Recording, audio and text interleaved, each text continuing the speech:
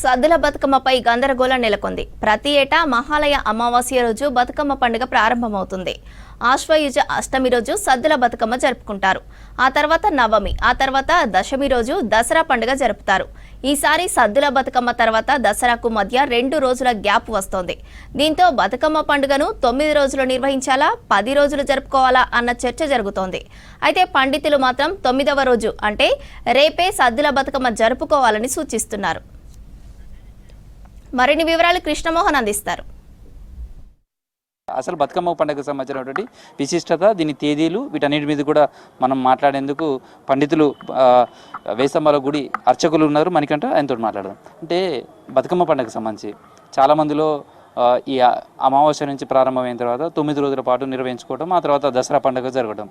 కానీ ఈసారి మాత్రం చూస్తే 10 రోజులు జరుపుకునే విధానాన్ని చూడాలి అంటున్నారు. అసలు బతుకమ్మ దానికి సంబంధించినటువంటి ముహూర్తం ఎట్లా చూస్తారు, బతుకమ్మ పండుగ ఎలా విధంగా ప్రారంభమవుతుంది, ఎన్ని రోజులు నిర్వహించుకోవాలి, ఏ రోజు సద్దుల బతుకమ్మ చేసుకోవాలి?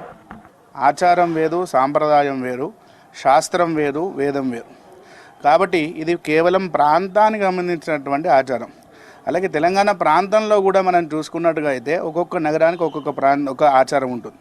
అలాగే మనం వేములవాడ క్షేత్రంలో చూసుకున్నట్టుగా అయితే 5 రోజులే బతుకమ్మను ఆడేటటువంటి సాంప్రదాయం మనకు ఉన్నది. ఈసారి మాత్రం ఎంగులు పూల బతుకమ్మ ప్రారంభమైన తర్వాత వరుసగా 29వ తారీఖు సద్దుల బతుకమ్మని చేసుకోవాలి. ఆ రోజు మనకు అష్టమి సాయంత్రం వస్తున్నా కానీ 29వ తారీఖు చేసుకోవాలి. అరే 30 తారీఖు దుర్గాష్టమి రోజు సద్దులు చేసుకోవాలి కదా, పూర్వం నుంచి అట్లా చేస్తున్నారు కదా అంటే ఎప్పుడు కూడా అమ్మవారి నవరాత్రులకు బతుకమ్మకు ముడిపెట్టి ఎక్కడా లేదు. కేవలం అమ్మవారి నవరాత్రులలో పూర్వం నుంచి చాలామంది అందరూ కూడా ప్రాంతానితో సంబంధం లేకుండా, దాంతోపాటు కులాలకు అతీతంగా, మతాలకు అతీతంగా కూడా, ఎందుకంటే చాలామంది కూడా మన గ్రామీణ ప్రాంతాలలో కూడా చూడండి బతుకమ్మను అనేది చాలా వరకు ఆడుతూనే ఉంటాం. అదే మనం బొడ్డెమ్మతోని ప్రారంభం అవుతుంది. అసలు పోయిన శుక్రవారం రోజు మనకు బొడ్డెమ్మ అని అయిపోయింది. రేపటి అమావాస్య కంటే ఒకరోజు ముందు కూడా బొడ్డెమ్మని నిమజ్జనం కూడా చేయడం జరుగుతుంది. దాని తర్వాత బతుకమ్మ అనేది మొదలుతుంది. బొడ్డెమ్మ అనేది కూడా పిల్లలకు సంబంధించినటువంటిది, బతుకమ్మ అనేది ఏంటంటే ముత్తైదులకు సంబంధించినటువంటిది. ఇదేంటంటే ముఖ్యంగా కూడా గౌరమ్మతో చేసేటటువంటి పుష్పగౌరీ వ్రతం అని కూడా అంటారు మనకు. కాబట్టి దుర్గాష్టమికి సద్దుల బతుకమ్మకు సంబంధం లేదు. సరే 30 తారీఖు దుర్గాష్టమి వస్తున్నట్టు అమ్మవారికి రూపంలో మనం ఆరాధించడానికి దుర్గాష్టమి పిలుస్తున్నాం, కానీ అష్టమి అనేది ఎప్పుడైనా వస్తుంది. అమ్మవారికి ప్రీతికరమైనటువంటి తిథి కాబట్టి అష్టమి అంచె చతుర్దశ్యాం అనేది మనకు చండీ సప్తశతిలో మార్కండేయ పురాణంలో చెప్తున్నారు కాబట్టి దాన్ని బట్టి వచ్చింది. ఇప్పుడు మీరు చెప్పిన విధంగా కూడా ఈసారి దశరాత్రి అయితే అమ్మవారికి 9 రాత్రులు, కానీ ఈసారి అమ్మవారి సంపూర్ణమైనటువంటి 10 రాత్రులు నింపుకొని 11వ రోజు అనేది అది ఉత్సవ విగ్రహాలే అనుకోండి, లేదా దేవస్థానాల్లో చక్రస్థానాలు అనుకోండి, ఇవన్నీ కూడా జరుగుతున్నాయి. అయితే ఈసారి 23, 24 తృతీయ తిథి ఒకే రోజు వస్తుంది, దీంతో వస్తుందండి. దీనికి బతుకమ్మకి ఏమైనా సంబంధం ఉంటుందా? అంటే ఇప్పుడు చాలా మందిలో 30వ తారీఖు నాడు నిర్వహించుకోవాలని చాలామంది చెప్తున్నారు, 29వ తారీఖు నిర్వహించుకోవాలని చెప్తున్నారు. అసలు ఈ తిథులకు సంబంధించి ఏ తిథి 2 రోజుల పాటు వచ్చింది, ఈ గ్యాప్ ఎలా వచ్చింది?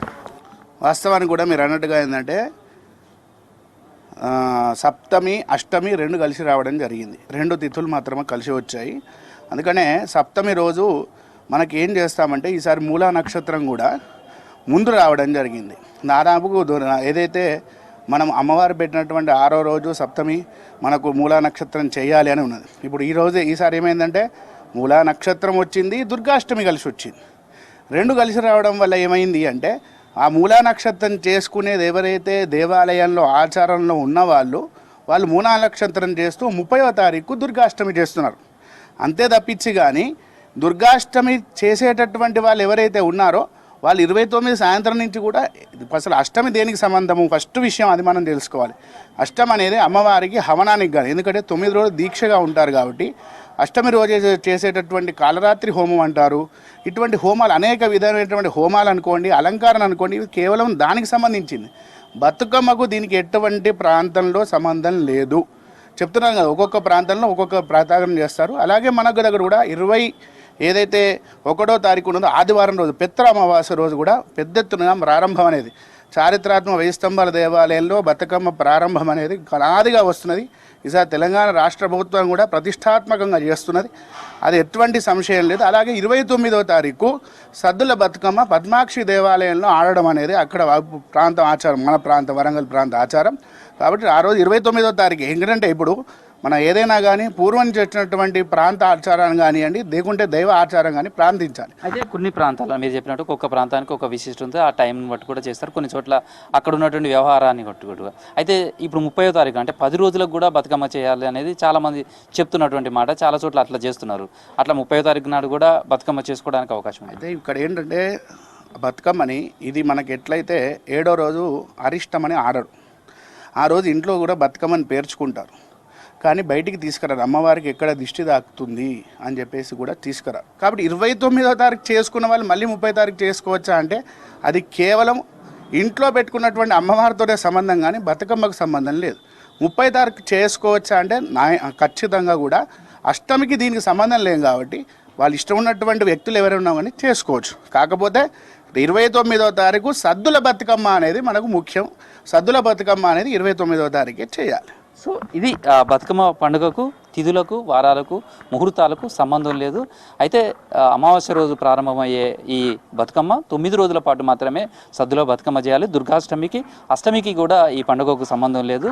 అయితే అమ్మవారికి సంబంధించి బతుకమ్మ 9 రోజుల పాటు 9 రోజుల పాటు ఈ బతుకమ్మను ఆడటం చేయడం పేర్చడం సద్దుల బతుకమ్మ సంబంధించి ఆ రోజు గంగమ్మ చెంతకు తీసుకువెళ్ళడం అనేది వస్తుంది.